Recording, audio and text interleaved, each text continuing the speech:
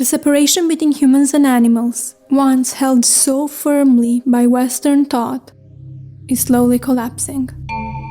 This observation at the beginning of Matthew Calarco's book, Thinking Through Animals, Identity, Difference, Indistinction, points toward a particular moment in which we find ourselves. Although many philosophers throughout time have strongly argued for a clear distinction between humans and animals, such a project is no longer defensible. Our prejudices about how special humans are fade away as more and more empirical studies supported by ontological and normative standpoints offer a contrary view. Countless scientific evidence and anecdotal examples are appearing in academic articles and even in popular media, showing that non-human animals possess, to different degrees, many of the capacities commonly believed to be characteristic of human beings. In light of this, Calarco points out that by presupposing a sharp human-animal distinction, Western philosophy has, more often than not, failed to live up to its ideals, deeply neglecting animal issues. Does a clear-cut distinction between two homogeneous groups still make sense today? Or are there other ways to approach this issue? Matthew Calarco provides his readers with an essential introduction to some of the different philosophical approaches that one could take to reflect upon the human-animal distinction and other animal issues. According to him, we can primarily identify and speak of three main paths: identity, difference, and indistinction. In the following sections, we will examine those in more detail, and in the end, we will explore where Calarco's favorite approach could lead us.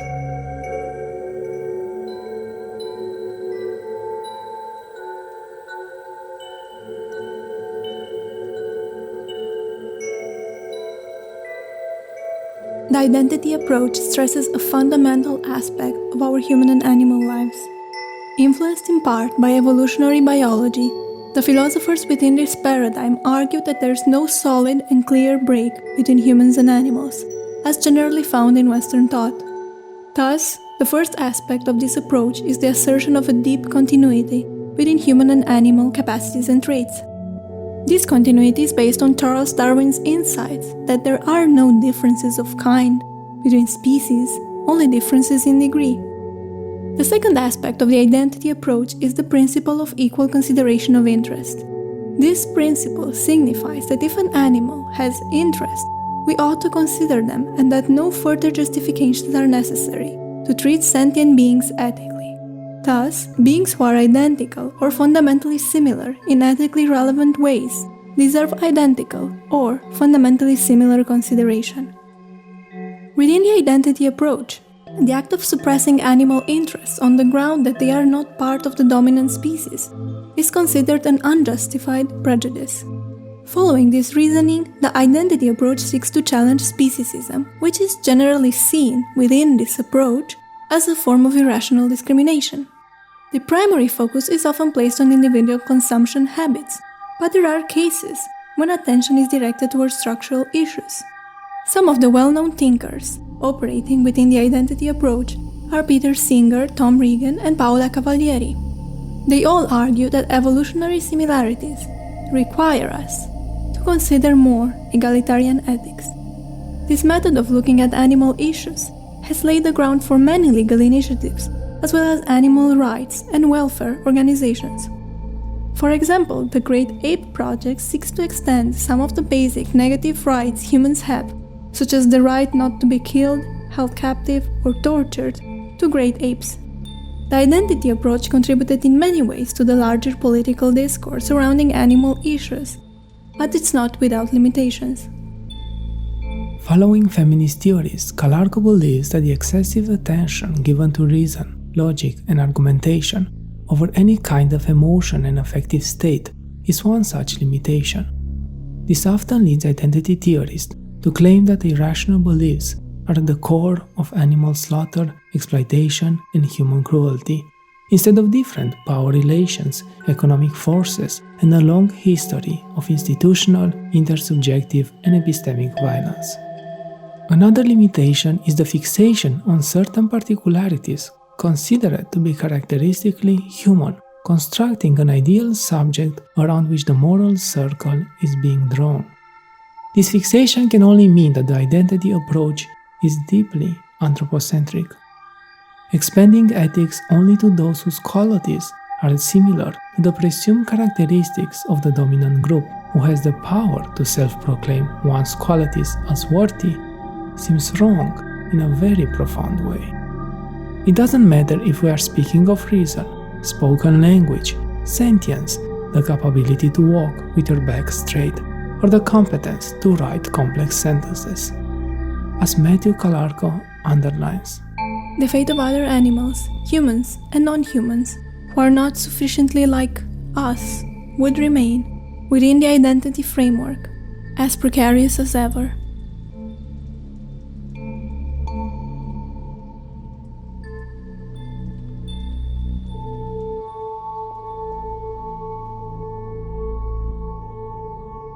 Contrary to the identity approach, the difference approach aims to elaborate a pro-animal philosophy, not based on notions of continuity and similarity, but on valuing our differences and our singularity as individuals. Among some of the philosophers working with this approach, we can mention Jacques Derrida, Judith Butler, and Gary Wolfe. According to Matthew Calarco, there are two essential aspects characterizing them: a critical attitude towards humanism and an ethic of otherness. The first leads to a relational ontology, the second to the view that ethics appears from facing the singularity of other beings.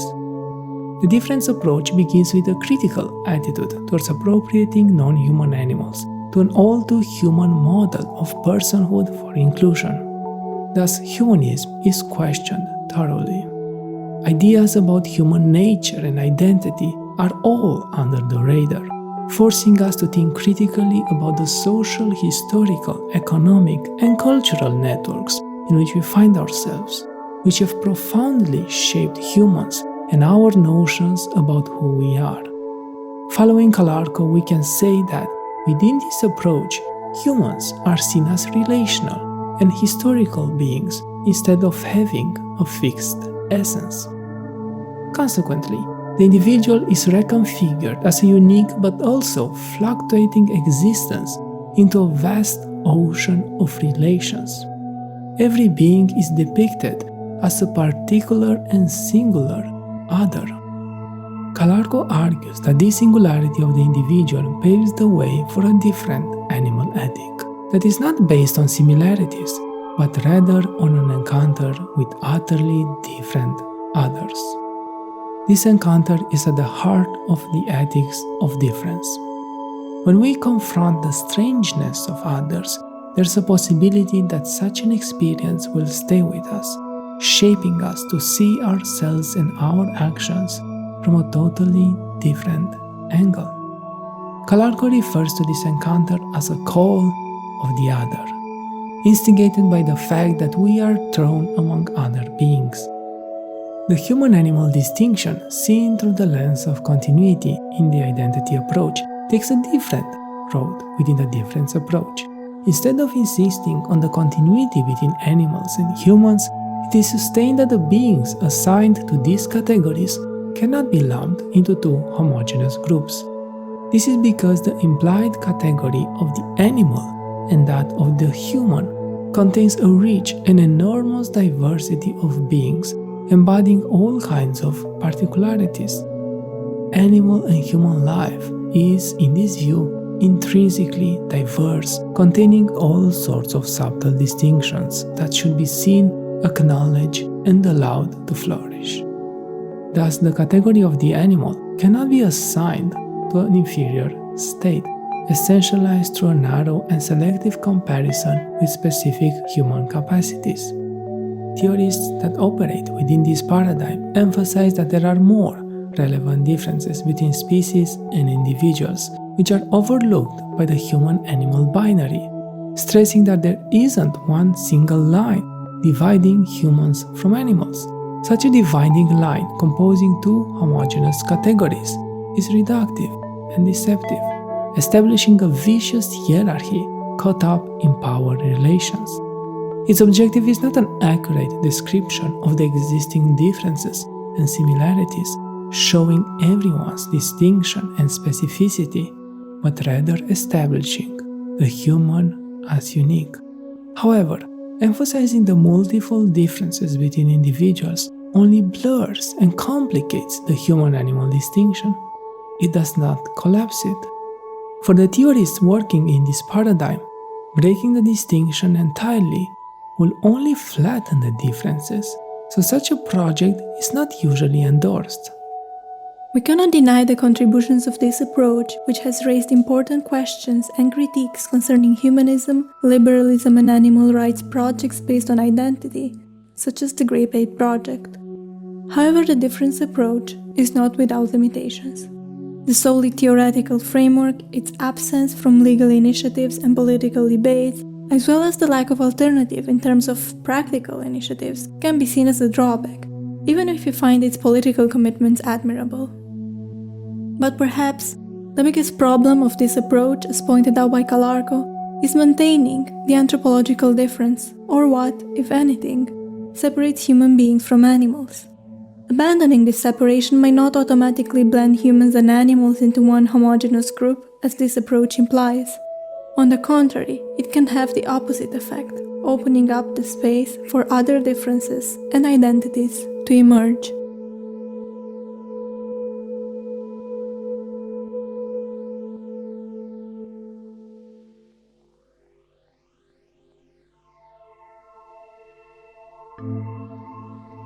The Indistinction approach aims to get rid of the implied exceptionality assigned to humans.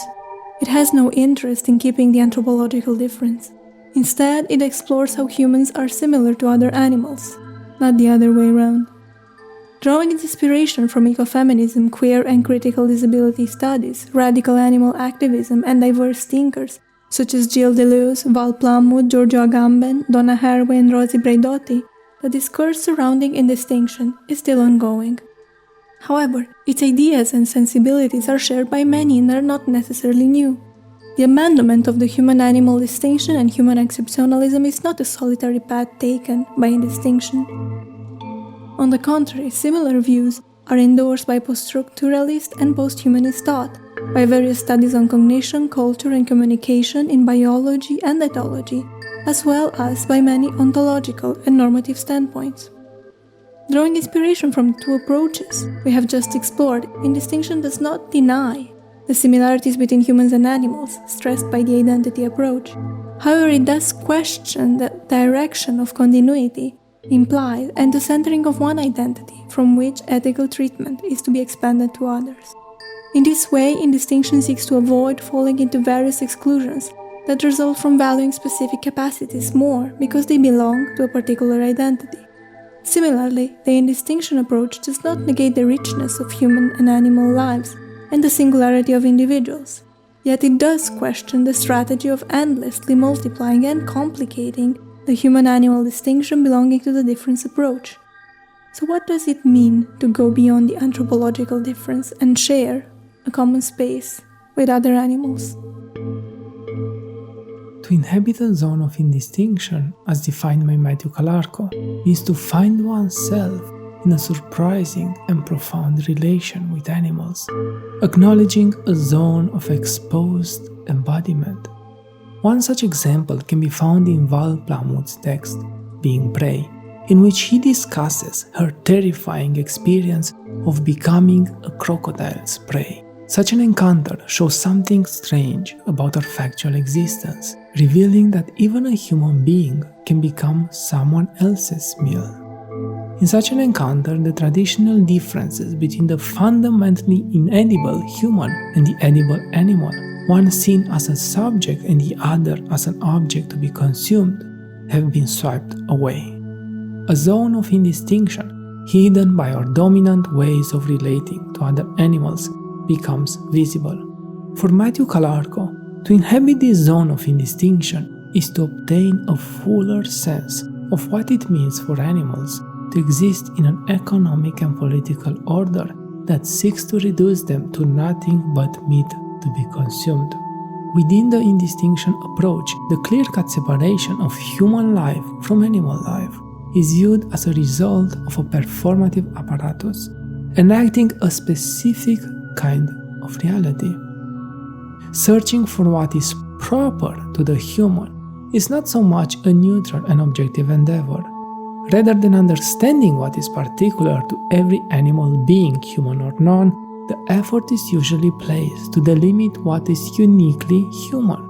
The anthropological difference becomes performative, a mechanism with socio-political implications resulting from the idealization of anthropocentric norms, values, capacities, and identities. Once we give up searching for what is uniquely human and are driven by a pleasure to connect human and animal lives in a meaningful way, we can see that new identities and differences can be found and maintained. By allowing for new groupings and distinctions to emerge and by refusing the anthropocentric logic of an ethical center, Indistinction turns us away from determining the boundaries of ethical life, arguing that the path forward should also be animated by a practice of seeing with others. It's not enough to change our views about other animals. We need to think with them. As difficult as this might sound, such a project becomes possible as soon as we go beyond the anthropological difference and live, learn, and explore our lives together with other animals. Val Plumwood's experience of becoming a crocodile's prey, of being reduced from a complex human being to a mere piece of meat, marks a profound realization that all of us, human and non-human, are always already more than just food, as Plumwood herself states. We are edible, but we are also much more than edible. For Roberto Marchesini, human evolution is not the result of emancipation from a generic animal condition, but an adaptive specialization where human subjectivity is the very expression of a specific animal condition. Thus, non-human animals are not total strangers to us. We who fly, crawl, swim, who struggle for our lives, seeking pleasures and avoiding pains, while always moving and striving towards something, we are united by our animal being. As odd as we may appear to each other, we live in very close proximity. Instead of assuming a teleological or theological distinction between human and animal lives, we should ask ourselves what will happen if we acknowledge the existence of multiple zones of indistinction. Can animality be freed from its wretched status if we become animals so that the animal also becomes something else, as Deleuze and Guattari wrote? Can other animals escape being reduced to cultural symbols within human languages, or to some kind of alien nature that is forever distinct from us? Can our particularities replace the language of exceptionality if we give up the anthropological difference? Can indistinction truly lead us in a different direction? We think it already does, but as Matthew Calarco pointed out, the challenge remains to see how new and emerging relations and identities will be refashioned to maintain different power structures that perpetuate violence towards those at the margins. Since our bodies share so much history and so many of our common pressures overlap, both socially and environmentally, being potentially edible is not the only political relevant zone of indistinction. Being thrown into various conditions of vulnerability with others, human or non, can create valuable bonds. Not only are all animals ecological, historical, social, and creative beings, but they occupy complex categories and identities. They can be workers, mothers, urban dwellers, family members, and political actors, among many things. It does not matter how identical our subjective experiences are. Addressing systemic injustices requires accepting that they don't need to be entirely similar to be relevant. New alliances are born from shared vulnerabilities, and with new alliances, meaningful political identities take form. Indistinction is not inherently liberatory, yet it places us on a path of transformation that seeks changes beyond individual consumption and institutional reforms. It directs our attention towards finding alternative ways of being among non-human animals. Our ethical task extends to learning how to inhabit other worlds and ways of living that can decenter our all-too-human standpoints. Indistinction instills a sense of wonder in us, a sense that other, entirely new relations are possible. So, if we start to carefully and respectfully immerse ourselves in the life worlds of other animals, we might, one day, better grasp what kind of vital and existential transformations will we need to go through so that human and non-human animals can live well side by side.